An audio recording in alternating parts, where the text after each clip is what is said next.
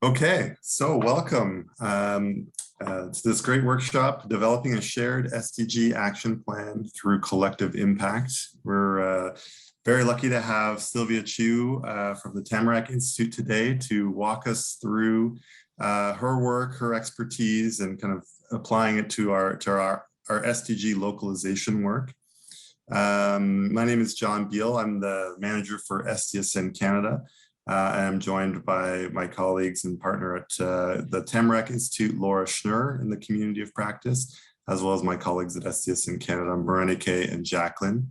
And this workshop is part of a monthly Community of Practice on SDG localization that the Tamarack Institute and SDSN Canada have co-founded, thinking about how do we bring the SDGs, this big international agenda for change, to our communities.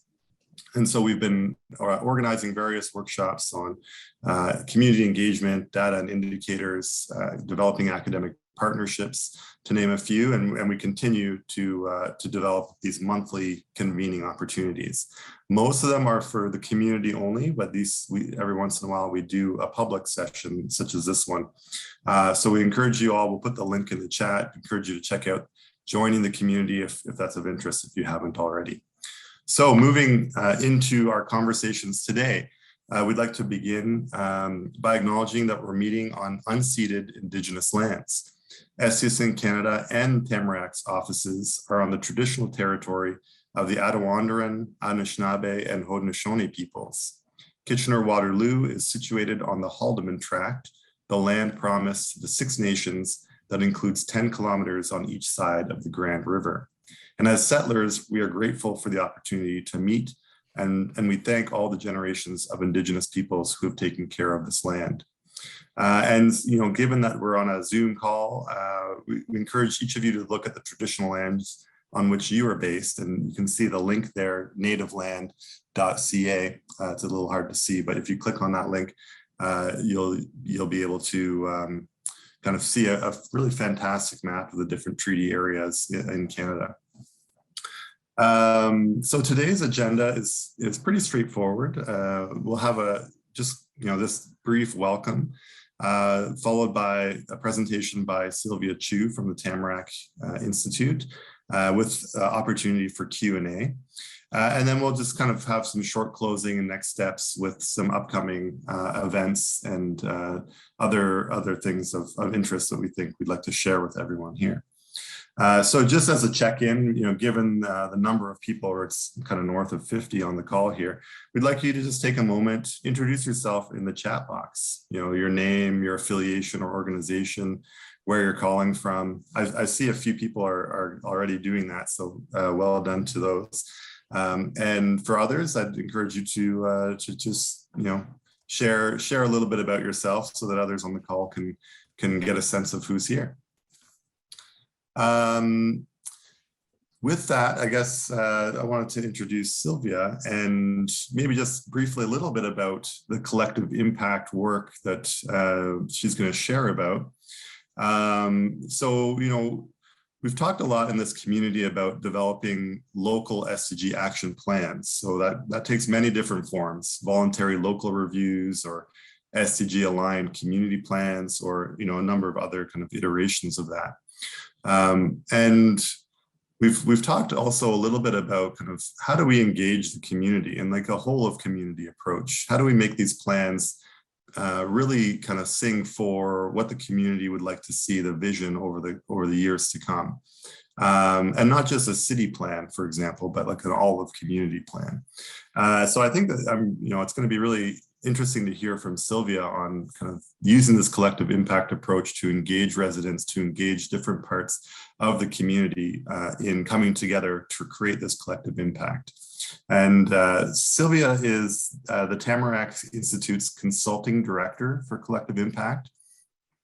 And she's passionate about community change and what becomes possible when residents and various sector leaders share an aspirational vision for their future. And Sylvia believes strongly that when the assets of residents and community are recognized and connected, they become really powerful drivers of community change. So I believe with that, I'll pass it over to Sylvia for her presentation. And I'll just remind everybody, if you have questions, please feel free to put them in the chat and we'll come to them in the Q&A. Or if you'd like to ask Sylvia kind of, face to face, you can just raise your hand using the reactions button on the bottom. And once we get to the Q&A session, we'll kind of call on you. So with that, Sylvia, over to you. John, thanks so much. I am so excited to be here. It's lovely. I'm looking across the screen, seeing some familiar faces, which is lovely, and some brand new ones. One of the things that really spoke to me in your introduction, John, was this real opportunity, and I think it's very wise, frankly, that you're taking something as lofty and aspirational as international goals and really anchoring them very locally. Because what we know for sure is that something as overwhelming to some as this climate action work can be, becomes much more practical, much more real, much more doable when people are focusing very much at the local level. So kudos to you around that. I think that's really an important component.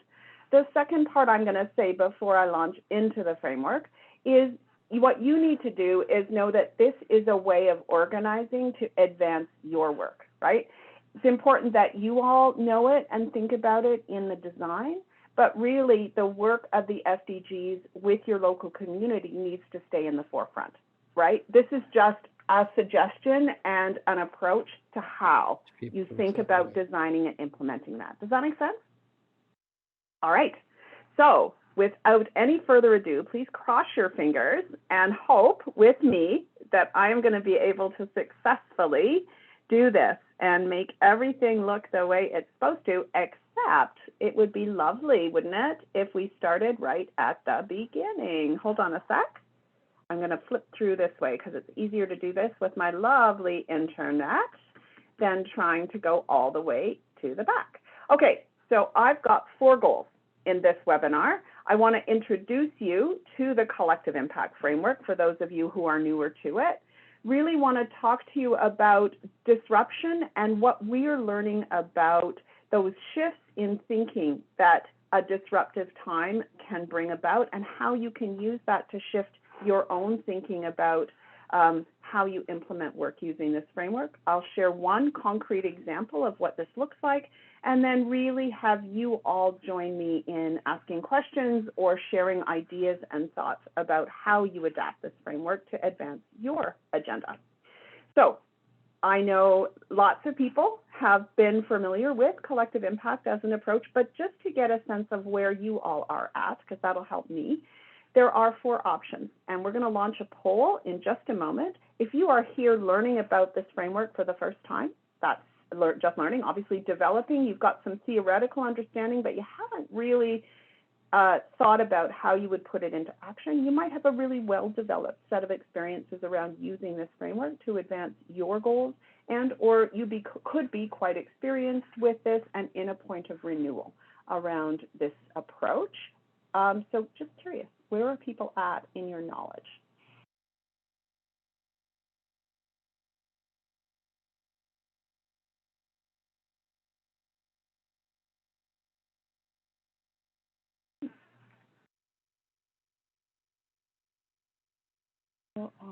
Are people able to access the poll? Just double checking here. Yes, it looks like we have the majority of people have voted. They're still coming in, but slowing down. Can you let me end the poll and okay, let me end the poll and share results with you. Beautiful. Okay, that's lovely. Nice mix of folks. So I'm just going to do a call out specifically to the 6% of us that are have a well-developed knowledge or experienced.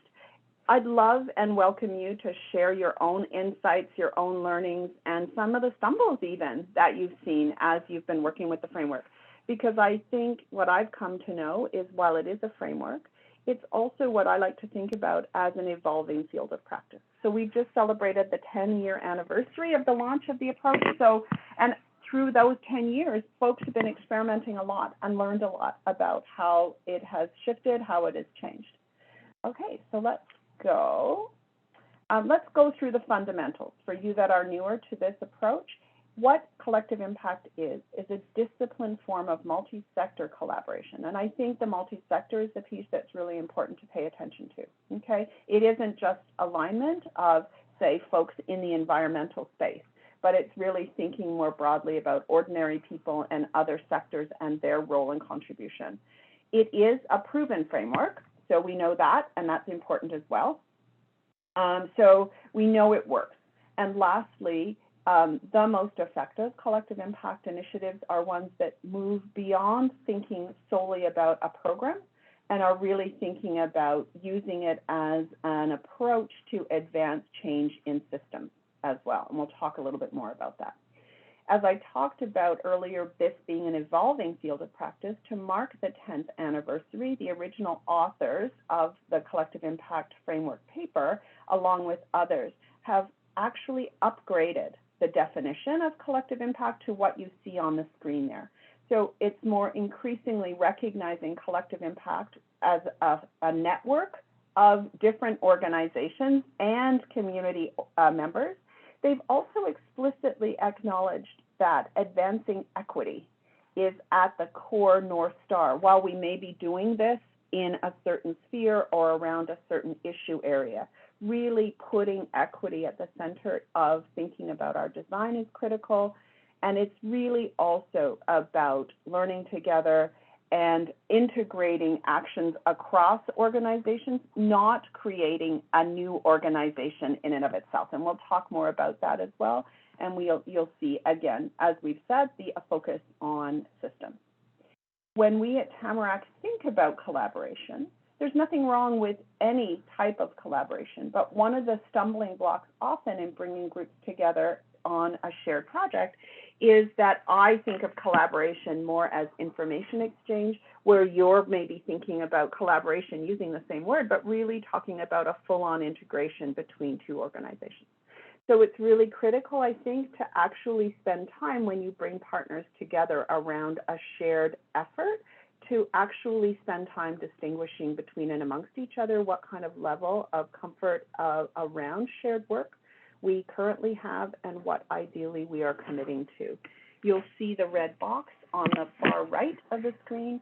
That's the space where collective impact lives.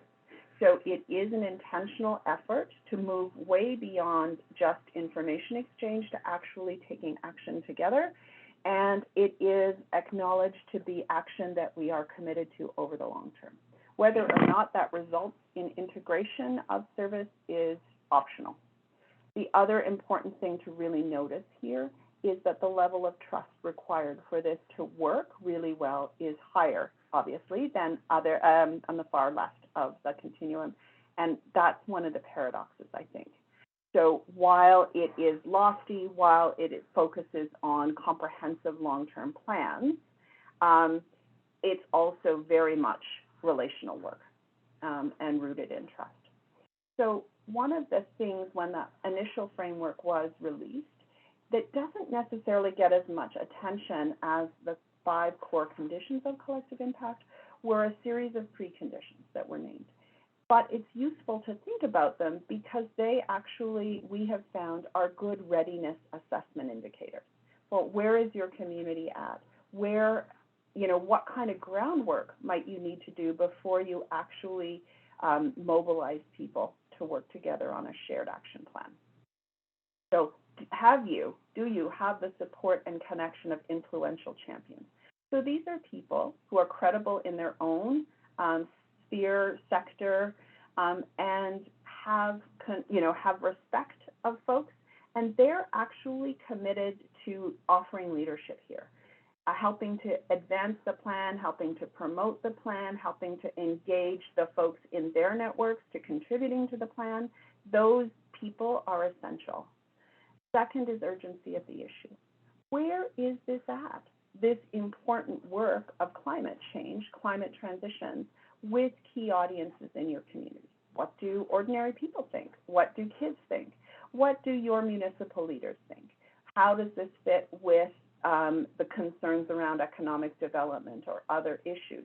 And if they aren't kind of front and center or strong in your assessment in the general public, what is the educational work you might need to do or the awareness building you might need to do to kind of build momentum and energy before you convene around creating a shared plan?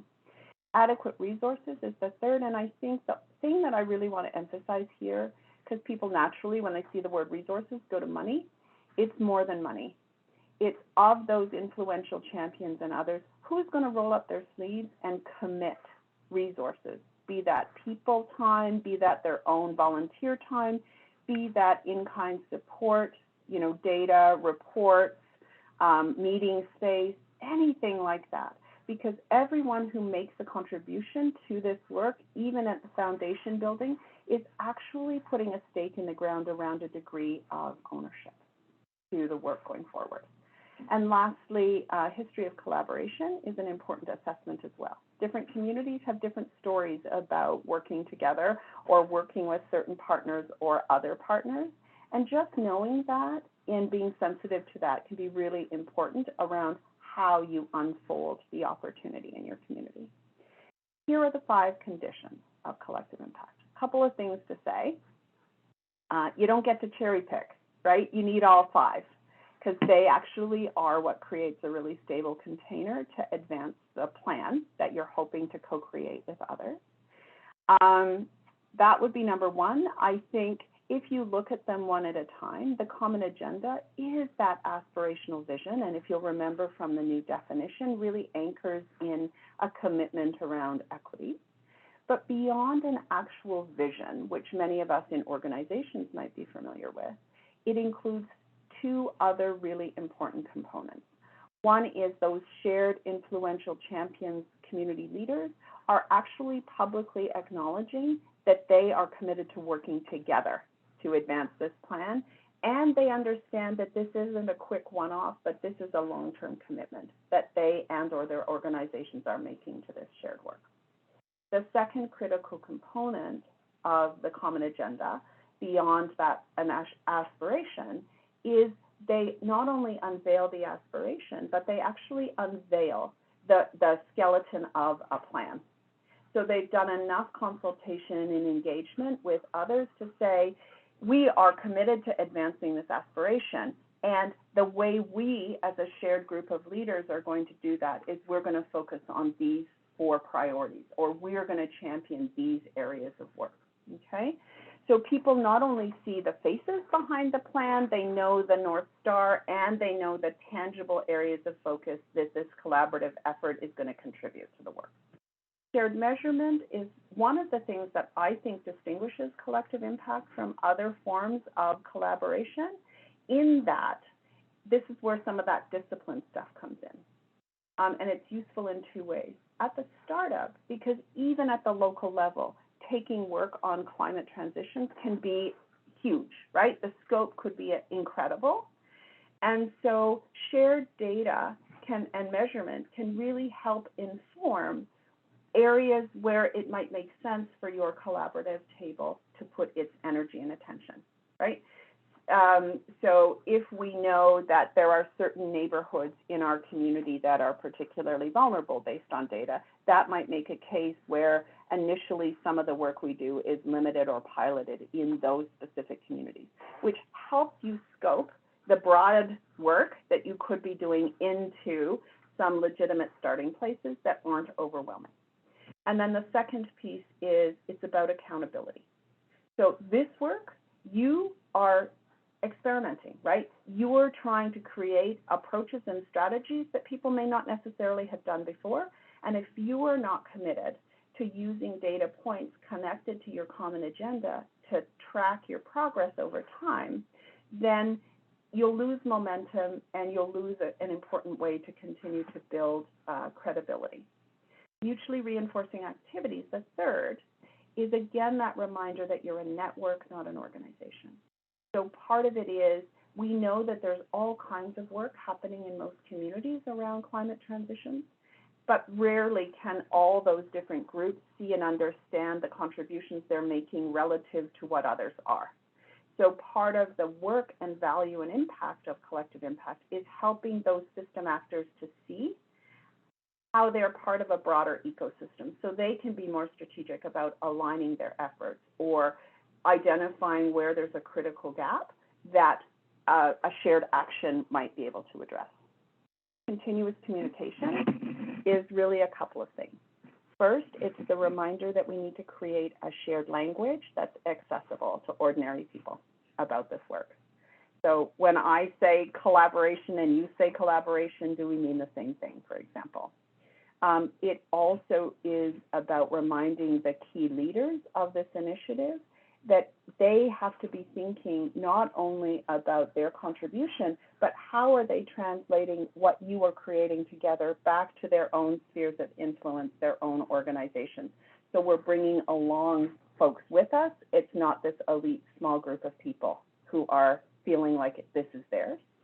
And lastly, it's how do we continue to link back to community and continue to think about making this work relevant and the learnings relevant and the celebrations of progress really honored. And lastly, backbone support, the final of the collective impact initiatives. I remember when I read the first paper, I went, of course. Why would we think that we can collaborate and not intentionally pay attention to the infrastructure we need to get it done? And in fact, John Kania in that original paper said something like, to expect people to effectively collaborate and not think about creating the kind of infrastructure to facilitate it is one of the primary reasons why collaborative efforts fail. So really important to pay attention to, but we've had lots of learnings when people unintentionally create their collective impact initiative as though it was an organization, and how and why that can be problematic. And we'll dig into that in a little bit. 2016, about 5 years into collective impact, my colleagues Liz Weaver and Mark Kabaj wrote this really great paper, kind of looking out at the field and how people were taking the framework and working with it. And it's really an important sort of way of framing it, I think, for a couple of reasons. One, it shows for you the evolution between traditional organizational management approaches, where every organization is developing its own plan and focused only on it, where collective impact as a framework is calling out, saying, no, rather than individual organizational efforts, these organizations need to come together, and groups, not just organizations, to create a shared management paradigm and action plan. So we're working together to the same end. But they actually took it a step further and said, but there's more. If this framework is roughly right, what we've seen from folks that are really successful in using the framework is that they're thinking about it through the lens of building a movement. So what that really means is that ongoing engagement with community and with stakeholders becomes really critical, always, as part of your work. You're collecting shared measures not only to track your progress and hold yourselves accountable, but also to help inform your learning, right? Because you're trying something new and you don't know what's going to get traction and what isn't. Mutually reinforcing activities, what they're saying is, yes, that's important, but let's not cherry pick the low-hanging fruit that's easy for our existing organizations to collaborate around. Let's challenge ourselves and each other to go after some of those more leveraged, maybe tougher initiatives and areas to focus on in our work. Continuous communication, yes, but really around continuing to build and ripple out those who feel like they have an obligation to act and feel like they're part of this broader change effort. And in that same spirit, yes, this collaboration infrastructure, but really as a container to be thinking about ongoing community change. And I think concretely the best way to think about it is, even if you were to gather 40 of the most influential leaders from a diversity of sectors in your community as champions to a sustainable development plan, they alone probably wouldn't be able to make enough of a difference. And so what they, as the leaders, need to be thinking about is, how might we think about how we do our work in ways that allow everyone to think about what their contributions are, and how can we be sort of the catalyst for championing and linking together efforts and work. So with that, I would say collective impact is a useful framework. It's not the only framework, And what's really critical is to spend some time saying, is this the right approach for us to be thinking about in designing our plan? And there you'll see on the screen some, it doesn't work if, right?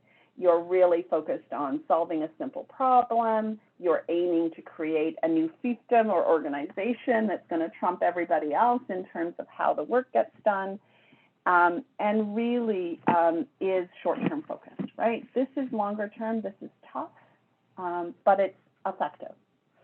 So understanding what people are saying yes to when they agree to this framework, I think is really helpful. All right, so let's anchor it in your work. Let's anchor it in today as a framework and approach. And I'm going to argue that in these particularly disruptive times, it's a valuable framework for a couple of reasons. Talking to someone the other day who said, listen, if there was a silver lining in the world of COVID, one of the pieces that it has offered to all of us as a gift is this recognition and growing consensus that our current systems and structures just aren't cutting it. And some of the vulnerabilities, that structural problems that have always been there, have been sort of made a lot more visible and harder to ignore. So there are some who say, well, if we acknowledge and if there's growing consensus that our current approaches and our current systems are failing, fine, but do we have any kind of consensus about what else is needed then? What's the solution? What more, if our current systems are failing, what are the new systems we need to move into?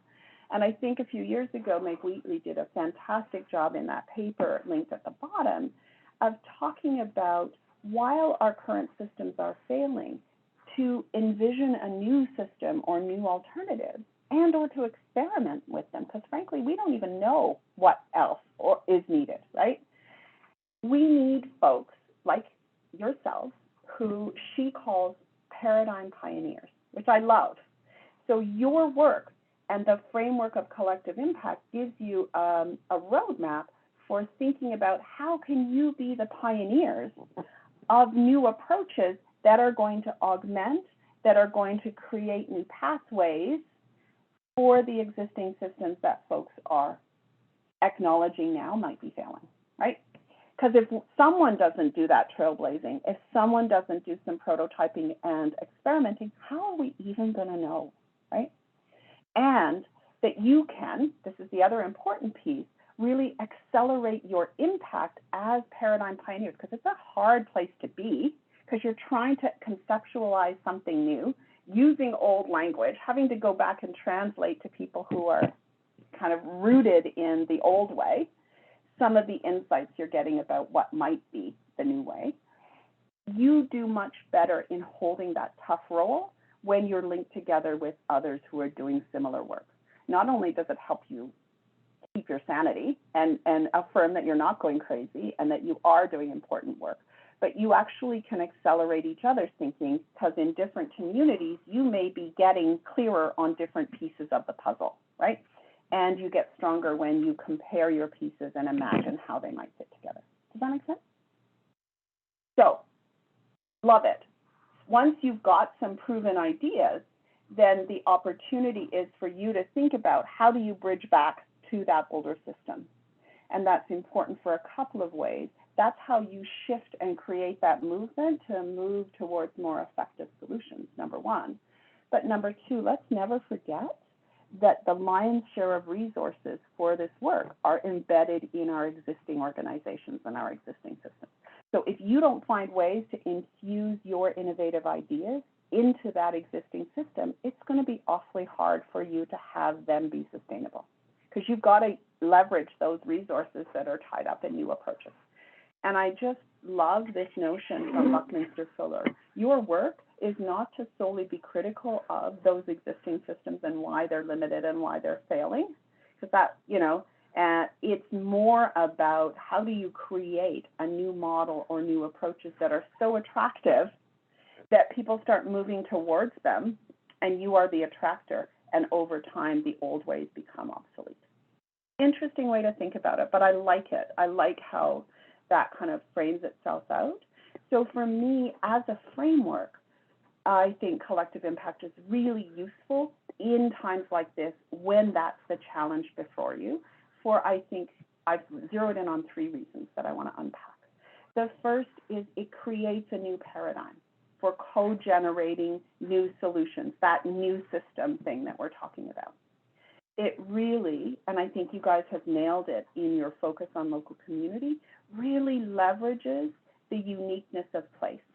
So while you may have a similar approach, while you may be using a similar process, at the same time you are organically implementing this framework or approach in ways that really honor and leverage the unique strengths of various communities as they show up. So it's not a cookie cutter. And lastly, what we've learned about effective collective impact is it is not just programmatic. We're not just putting in a new approach, a new program. We are really, really being intentional about saying, let's take a look at the systemic factors that are contributing to this. And while individual organizations in our effort may be delivering important programs, our work is to really champion strategies that shift some of those systemic issues and barriers. So I think one of the particular things about this time that feed into this is that there is this growing sense of urgency, right, about the need to act and how vulnerable we all are. And yet, at the same time, sorry, I'm trying to go back now. I don't know why it doesn't want to do that for me. Sorry, there we go. At the same time, there are a whole range of competing interconnected social and environmental issues at play. And I know the CCT group is hosting an upcoming webinar on multi-solving, and I see this as a part of it. How do we think about doing this big system work and not kind of do artificial trade-offs between one issue and another, but really think about where those intersection points are. And so we have to really think about this work and how we're leading this paradigm pioneering. I think the other piece that we all have to be mindful of is the interconnectedness between our work and the amplification of historic inequities in our community, and how we might think about and be sensitive to designing our work in ways that is also aware of and addressing some of those historic inequities. And it's the reminder that folks in our community, perhaps even the most vulnerable folks, particularly the most vulnerable folks, are people who are engaged and seen as co-leaders in the work and the thinking that you're trying to advance. So truly, one of the best definitions I ever heard of collective impact as an approach was having it be articulated as a shared innovation space. So our individual organizations are busy doing important work to address climate issues, and at the same time, we need to step back and think bigger. So the collective impact table is that place that we've co-created to bring people away from the pressures of day-to-day and think bigger and think strategically about what can we do together to create a more enabling environment for all our work. It's also a beautiful way to diversify risk of trying new things, because that risk is shared and borne across many organizations. And it creates that mechanism or space for continuous learning and reflection. Because again, this isn't something that we already have the answers for, and it's just about implementing them. This is very much learning by doing and an iterative process of innovation. So, the other piece. So let's talk about place and why I think it is so wise that you have focused your SDG efforts on local community. I think people are much more active and willing to commit time and energy to initiatives that are rooted in their community, where they, their neighbors, and those they love are going to benefit from that work. Many of them may already have relationships of trust with one another through various other projects, which again, we know trust is so critical, so you're leveraging that. And I think lastly, it really helps us to better define who are the folks that have never been involved in these conversations before, and how might we think about making these conversations relevant to them and for them. the other thing is when you're dealing with an issue as broad and diverse as climate action, I think being in touch with community helps you again to manage your scope by prioritizing those things in your community that are top of mind to your community, right? So if you're connecting at a local level to local level, you can all leverage off the different experiments, but you really have to anchor what you are doing in your community based on where the energy and excitement is, not based solely on what you think is best for everybody. Make sense? So it is different than a strategic plan, this work that you're doing to build your collective impact, common agenda, and shared action plan. Because what it is about focusing on building that shared commitment, involving in everyone who cares, really bringing forward a sense of curiosity and inquiry, and really thinking broadly about how you can get other people who wouldn't necessarily see themselves as part of your movement to be thinking, learning, and participating in this experimentation. So the last or third kind of real place where I see this useful framework in these disruptive times is this concept of programs versus systems. And I remember John Kenya speaking at an event once where he said, you know, we keep investing in programs and being really pissed off that the system doesn't change. And in fact, that's not fair. What we need to do is take a systems view beyond individual programs, figure out where some of the leverage points around changing those systems might be, because these are the things that unintentionally are helping to hold the issue stuck. And once we identify some of those, we need to put in place intentionally strategies that are going to address that. And you'll see here two definitions that I really like that help illustrate how the issue of systems versus programs is distinguished. Now, and it's a both and, right? We need both. But a programmatic intervention will help an individual to beat the odds, but a systemic intervention works at the level of changing the odds for everyone. And it's about really understanding where are those barriers that kind of unintentionally continuously create the need for our programs, and really think about how we shift those. The folks at FSG have done a really good job mapping out that systems change tends to show up and look like actions in 3 different levels. So certainly you see in people's actions very concretely and structurally, people will advance policy changes, you know, municipal commitments to action plans around climate change, really great example of a concrete specific policy.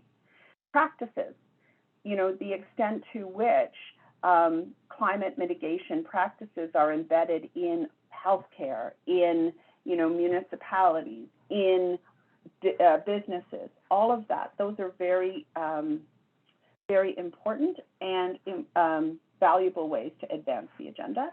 Resource flows would be the other. Where are there dollars, both charitable and or public, to really help advance this work? The relationships and connections that are created. And the leveling of power dynamics, because everyone's contribution and perspective is needed for us to think our way out of where we currently find ourselves. And then lastly, I think this is the nirvana that we all strive for, but this is the long term, right? People's attitudes, people's behaviors, people's understanding about this work begins to change over time. You know, you need only look at how automatic it is for us to sort our trash, to do all of, you know, the recycling and stuff that's now part of every household's way of being, to appreciate that while it may seem that we're making small progress given the scope and challenge before us, it's not insignificant that this is now a critical part of people's behavior. So here are some very specific, tangible ways in which you incorporate systems change thinking into the strategic work of your action plan. the very fact that you're bringing people around the same table, making them more aware of each other and allowing them to coordinate their efforts and co-define where there's gaps and opportunities, huge. That safety of prototyping, small scale experiments, learning from them, and then seeing how you could expand beyond them. Looking for opportunities to enhance service and offerings, either through partnership or through shared resourcing, that's great, and then advancing a shared policy agenda with. But to get there, right, and as we bring our co-created innovation space and table together, we need to be challenged and need to create enough safety around that table that we're challenging each other around our own blinders that we bring. Right? And these are blinders that are so common and get in the way of us being able to think differently around advancing this kind of agenda. So that sense of my reality is the reality. So how do we create an environment around that shared table where there's space and honoring for the legitimacy of both the fears and the opportunities that wildly different sectors see around this agenda? This sense that if we broke it all down, we could figure it all out, as opposed to really appreciating that sometimes it's the relationship between parts in the system that is as critical as the individual functioning of specific parts. You know, many of us come from an advocacy background, and sometimes advocacy can be very adversarial, right? You're with us or you're against us. And really, the tension or challenge from a process perspective as you bring these diverse sectors and players together is having each one of us acknowledge that intentionally or not, we've all co-created the reality that we find ourselves in, right? And the other thing that I think is very, very difficult and often reinforced by funding frameworks and models is we have to let go of that we can predict exactly what's going to happen and we can control it all. This is very much about a learning by doing and a leading with questions rather than leading with answers, which is not the norm that many of us are comfortable with. And so that's one of the other reasons why this work can be really hard. But I do love this, and this comes from the work of Frances Wesley, and those of us in Waterloo absolutely know and love the work that their Center for Sustainability and Resilience has really kind of advanced. But thinking about yourself as a system activist, I think, is beautiful, and some very solid practical tips for what are some of the actions that you take and that your collaborative effort through collective impact should focus on, right? It's a different stance and a different way of approaching your task. Love this as a very practical example from Strathcona County, Alberta, a few years ago now. Spent a lot of time acknowledging and honoring that as a community, they had lots of traditional responses, programs, and organizations to contribute to the well-being and functioning of their community, but that together, beyond those leaders, as a community, all sectors needed to rally around to get to the outcomes that, through a broad consultation process, unanimously emerged as the top priorities for everyone in the community. Key other learnings to have this work well: we need all the subject matter experts at the table sharing their wisdom and knowledge, but we also need to, if we're going to be responsive to community and get community commitment and action around our plan, we need those resident leaders in our communities who can tell us what's going to get traction, who to speak to, who is essential to have on board, not just organizationally, but as individuals, and how to translate this important work to an actual benefit to an ordinary person in their day-to-day life. But to do that well, we have to let go of being the one with the focus group and the doer with the responsibility to get it done, to really shifting our perspective is we need to be the catalyst, the facilitator, the host who brings people together, gives them good information and the right juicy questions to kind of explore and think about, as opposed to thinking that it's our job to deliver an answer. And people are going to be uncomfortable with this because that's not the norm that we're used to. And so you need to anticipate there'll likely be pushback and be okay with that and normalize it, right?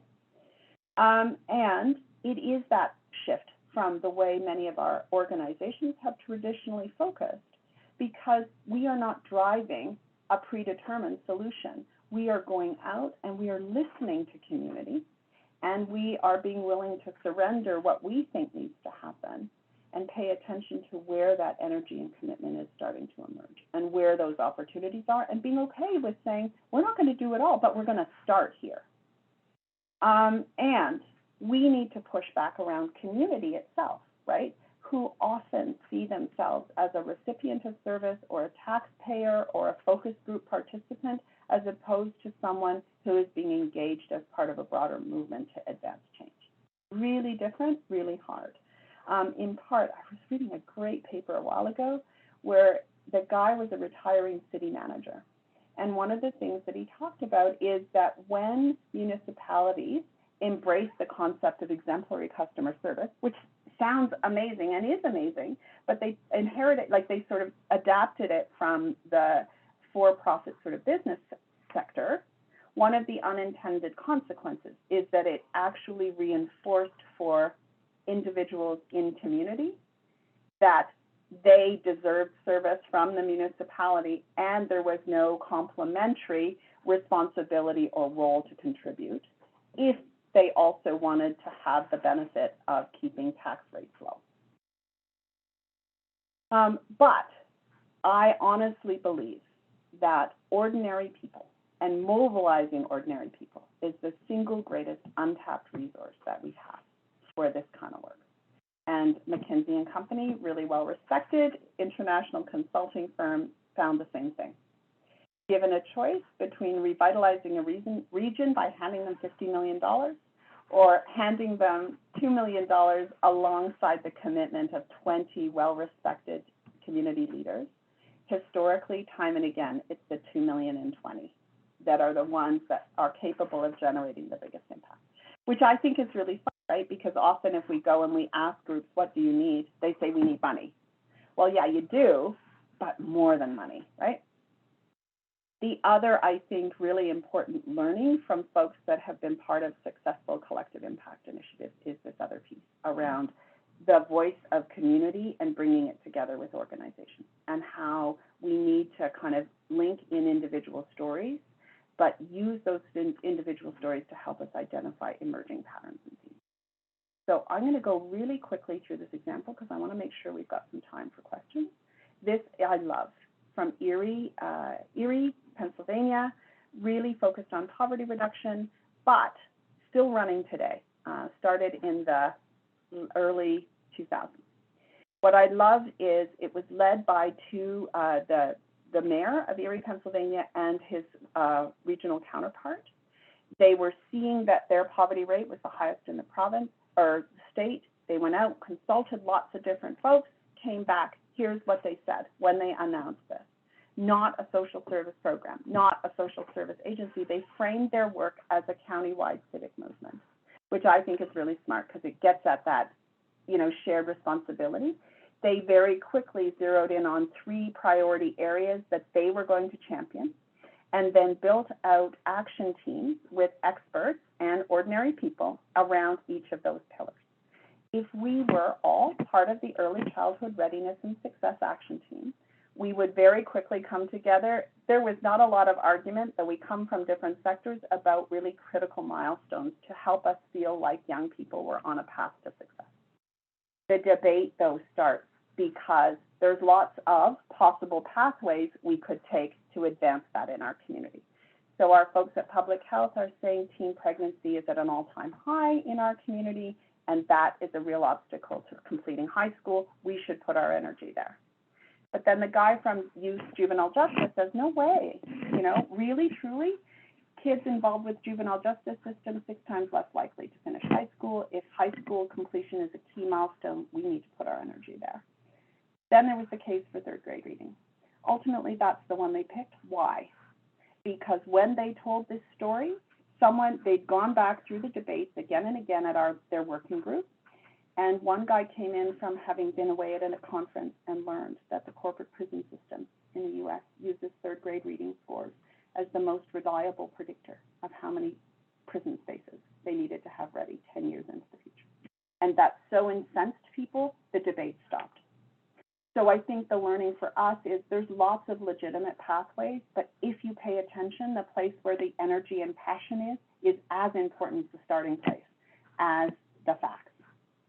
When you then hold this big picture, this big aspirational goal, but you drive down on specific areas of focus, you can then drill down. So they started in 2010 by mapping where their starting point was in terms of third grade reading and where their third graders were at, and you'll see that it's pretty evenly split.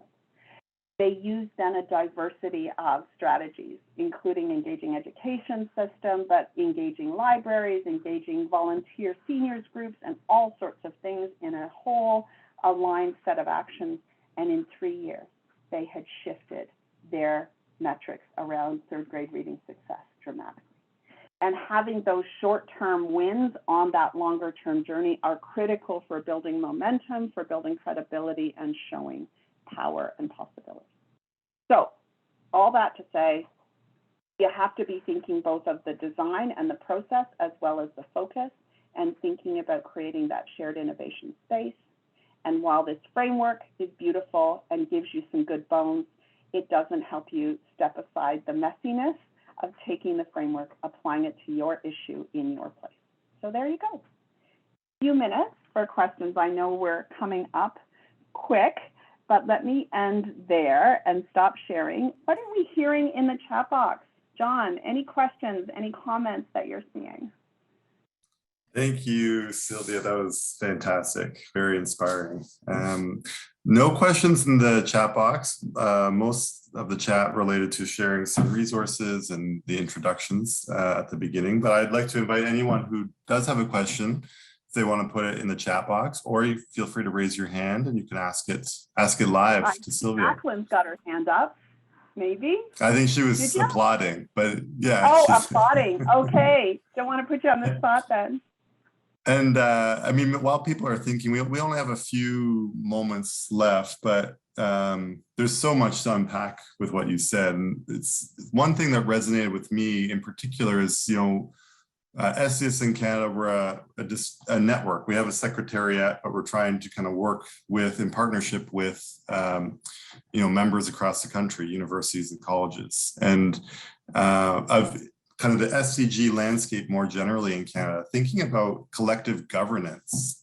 I'm wondering if you have any thoughts on that. I mean, one thing in particular with some partnerships that we've been developing and involved with is the idea of how do we create a collective governance structure to advance the SDG agenda? You know, we're all kind of our own entities and we're working towards that North Star vision. We're, you know, and we're partnering in different ways, but how does that collective governance fit in? I don't know if you have any thoughts on that, or if that's a bit of a different kind of. I do. I think part of it is exactly what you're doing, which is those creating the spaces for people to help shape this agenda and feel that sense of ownership.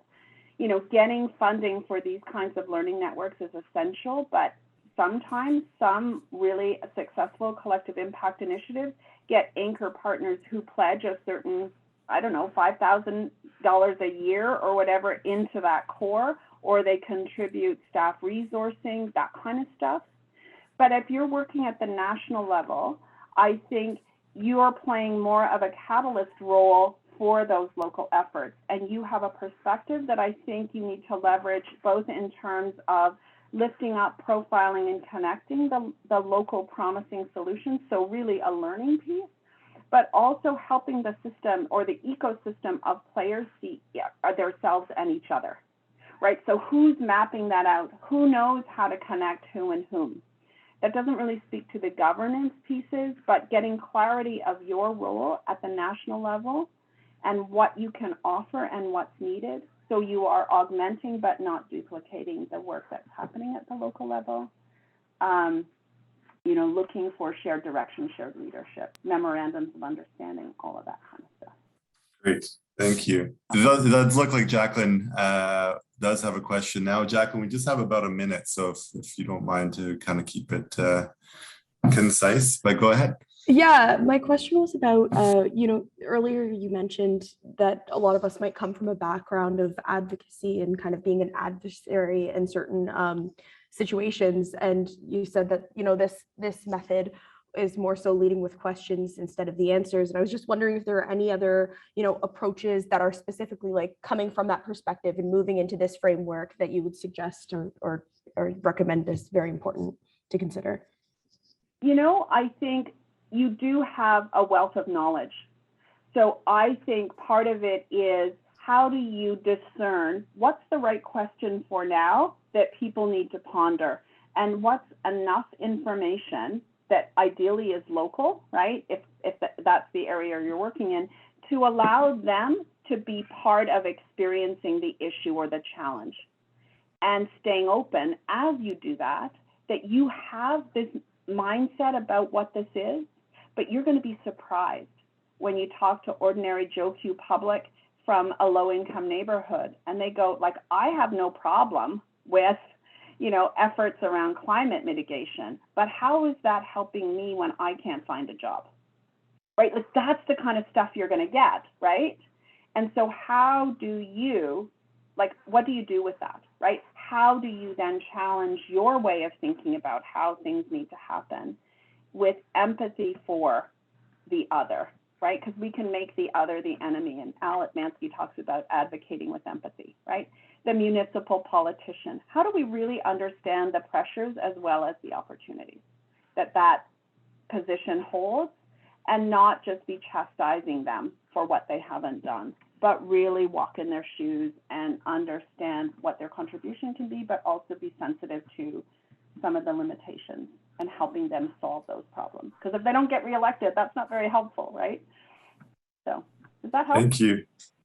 Okay. Thank you, Sylvia. So I'm gonna pass it over to our partner in Collective Impact, Laura Schnurr at the Tamarack Institute. And so I want to say thank you so much, Sylvia, for a really inspiring and educational presentation. I know in the chat a lot of people wanted to make sure that they had the slides, the recording, so it's going to be a great learning resource for many.